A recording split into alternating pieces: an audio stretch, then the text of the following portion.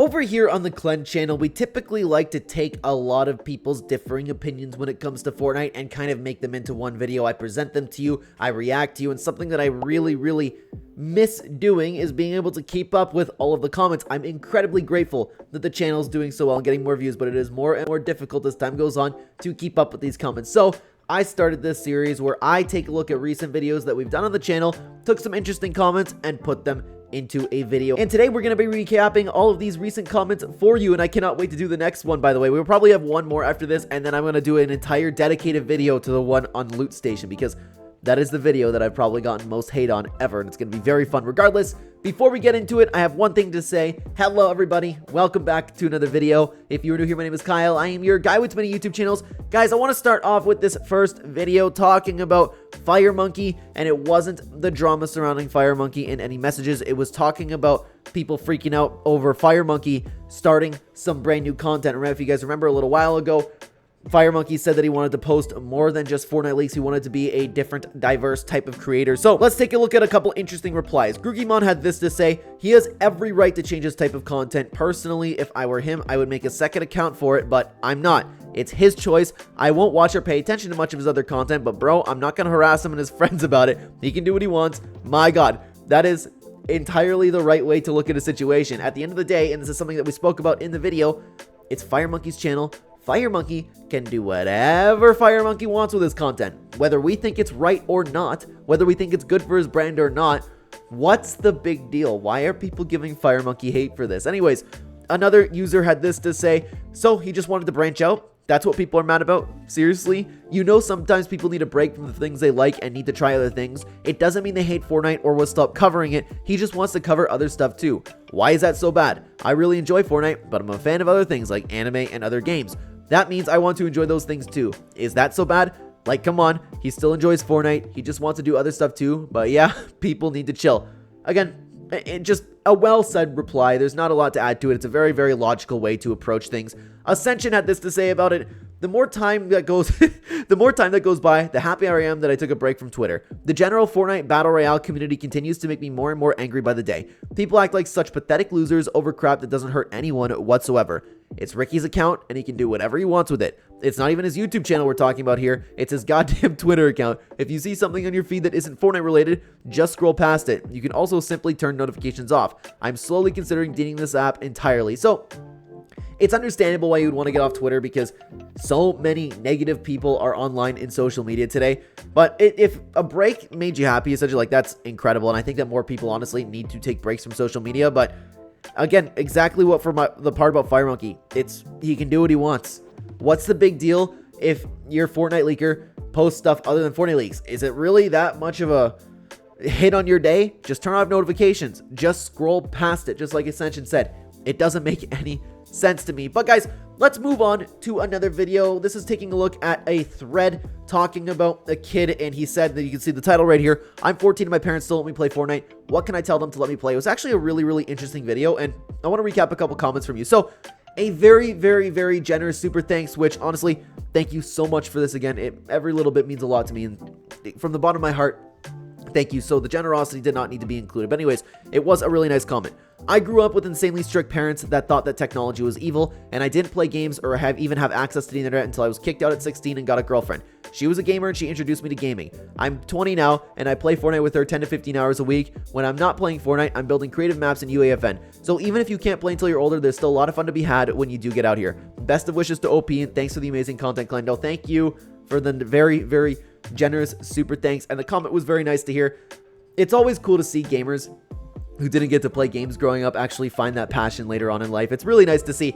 I grew up, thankfully I was able to play games, but I talked about in the video, I'm almost sure I talked about it in the video, I grew up with my mom thinking that Smash Bros was too violent. My dad had to let me play it, so I understand the frustration, but I also understand from a parental perspective of like being worried about video games. You just have to monitor, see what's right, see what's wrong. And that's a really interesting video, guys, if you want to go check that out. But it was a very nice comment over here. Riding Rosalina had this to say: I like that you didn't just hate on the mom and understood where she was coming from instead of insulting her. I almost didn't include things like this because I don't want to make these videos just coming in here and just be like, hey, this person agreed with me. Look how great I am. Like, you know, I hope it doesn't come off like that. But I do think that's important because and I know there's exceptions to the rule. For the vast majority of society, moms want what's best for their kid. There's a bond there that nobody will ever understand. So I don't think it's necessarily right to just flat out hate on the mom for not letting somebody play video games. She just needs to be a little bit more educated on what the experience of video gaming can be, especially if you want to dive into something like even Lego Fortnite, you know?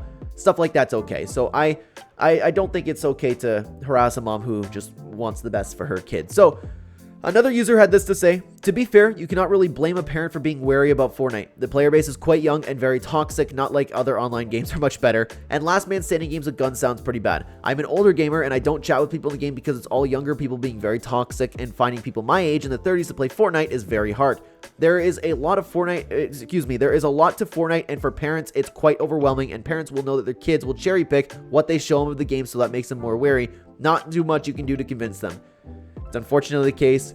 It makes a ton of sense, and I thought this was a very, very well said comment. I will say though, I don't know, this might not be possible for people, for somebody in their 30s, play Fortnite at night in a bunch of squad fills. I find a lot of adults in there whenever we do that. Like, you can find some really cool people online. But regardless, another user had this to say: I didn't let my son play until he was about 8 years old. It wasn't 100% specific to Fortnite. There was a category of FPS games that in general I didn't want him interacting with at the age of 6 to 8 years old. He was pretty well invested with Roblox and Minecraft and games like that. I did have a somewhat negative opinion on Fortnite without having played it. For context, I was a huge FPS gamer in the early days: Doom, Quake, Unreal Tournament, but as work and family started taking precedence, I played games less and less. What I saw that made me hesitate was seeing how obsessed my friends' kids were with Fortnite. It was really unhealthy obsession. Anytime we had birthday parties or gatherings, they were playing even on a Nintendo Switch in the middle of a party just to keep playing. And their attitude when told to get off the game and interact with people is atrocious. That said, I understood that it was a parenting issue, not a Fortnite issue.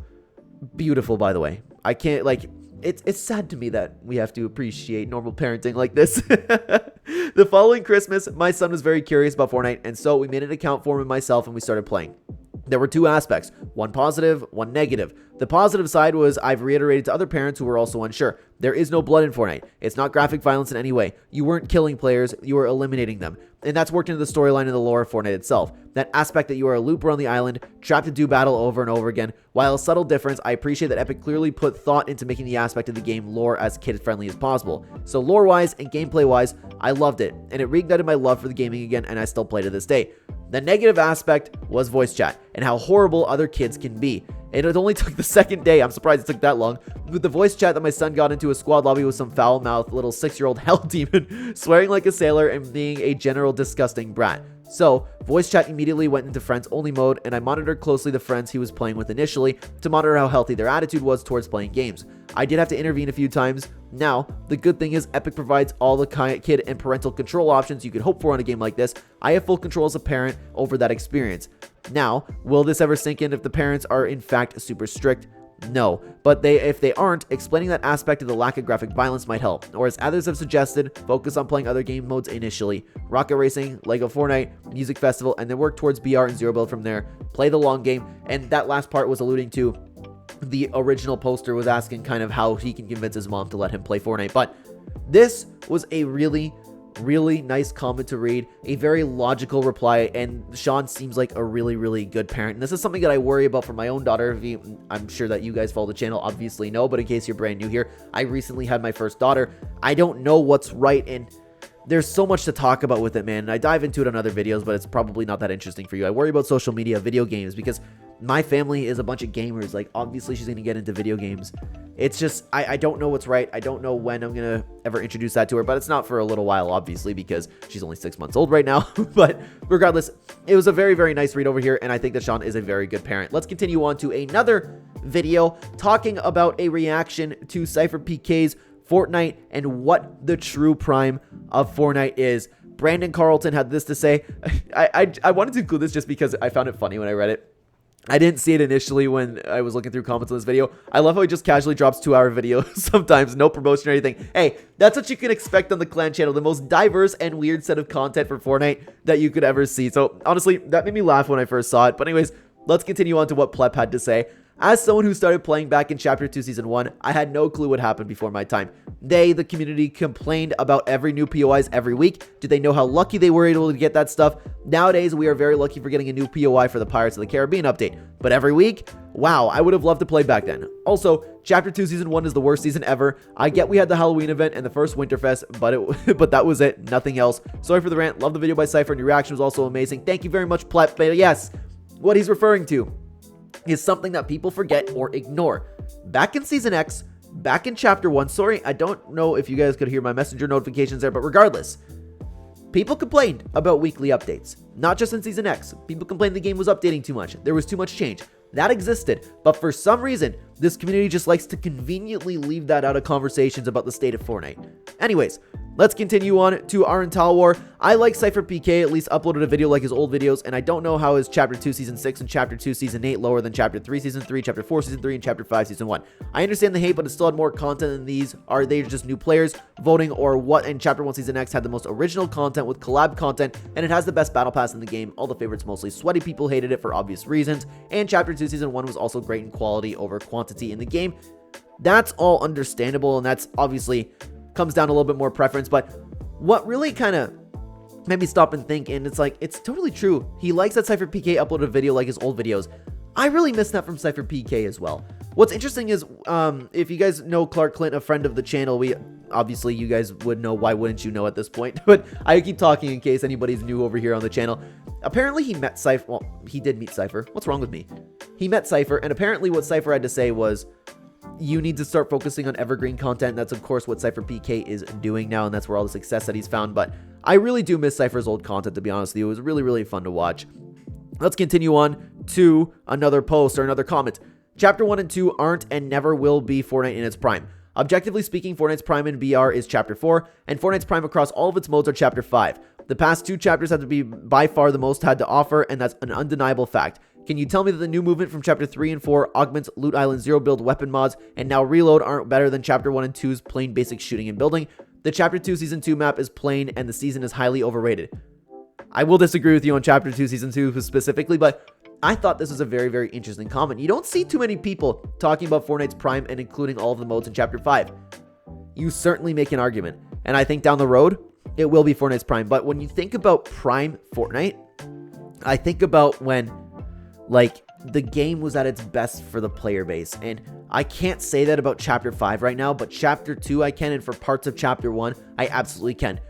If you don't want to spoil it for Cypher PK's video and you wanted to watch it yourself, you have like 5 seconds to leave the video. 5, 4, 3, 2, 1, and how many fingers did I just hold up? I am very tired, guys. I'm sorry.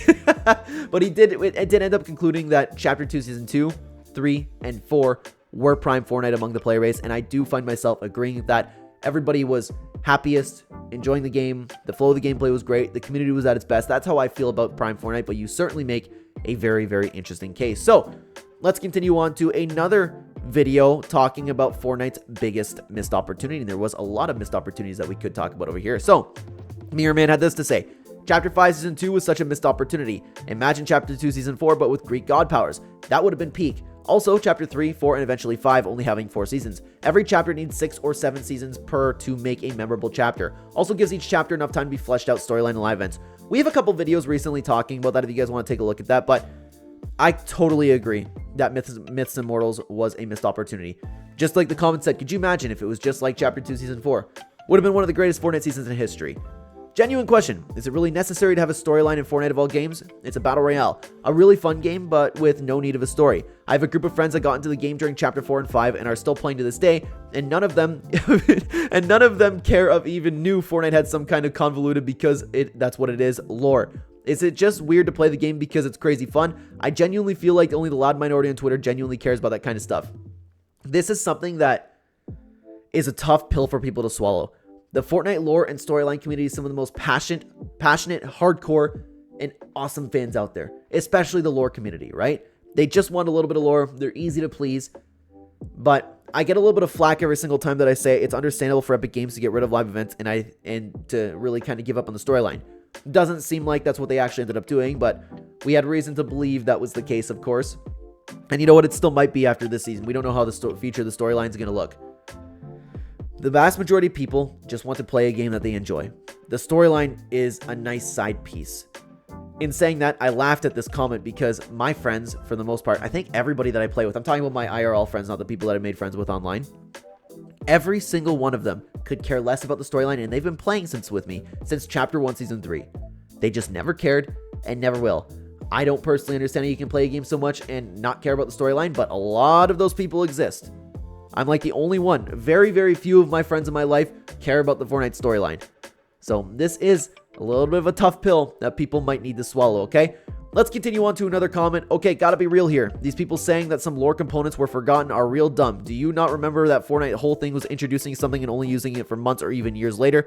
Like Kevin, which was introduced in Chapter 1, Season 5. I think it only got explained on Season 7 and 8 in Chapter 2, and this is what is like a 2 years of difference. There's a very real possibility that things like the Corrupted 7 and the Nothing could just be reintroduced at any moment, like what I believe will be Chapter 6, because Chapter 5 is a redo on Chapter 2, so Chapter 6 will be a redo of Chapter 3, which is when the 7 were the focus of the story. So my point is, can't y'all even wait for stuff to happen, or do y'all seriously want everything explained in one season? Let the game have to make their story. I think that was an okay comment, and I think that people really do need to be a little bit more patient, really do need to wait. I do understand at the beginning of Chapter 5 and throughout the entirety of Chapter 4 being very impatient and frustrated with the storyline because it was basically non-existent. But for the rest of it, I'm with you on that. I think that things like this take years, and for the reason why the invasion event was so good is because we haven't seen Kevin all the way since Chapter 1. They built this story. Donald Mustard planned it out, and it was some of the most memorable moments we've ever had in Fortnite history. So I do think that's something that is worth keeping into consideration. But guys, the conversation doesn't have to end there because we can check out more comments from different videos. If you guys want to check out this video on screen right here, I would love to have you over there. Thank you so much for all of your comments, guys. It means a ton to me. Take care.